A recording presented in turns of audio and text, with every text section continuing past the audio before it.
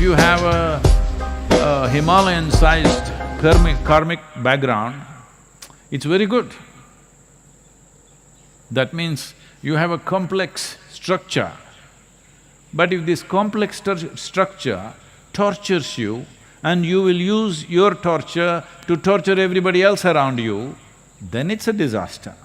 But if you use this complexity, because complexity is needed to come out with very significant solutions. If you have no complexity,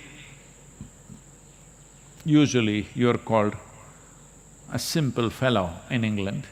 In India, we call them simpleton.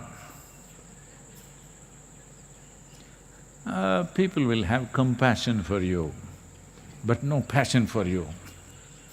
Yes, that's a sad way to live.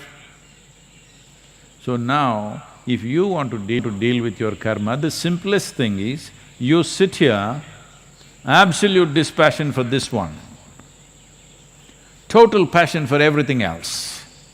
This is all.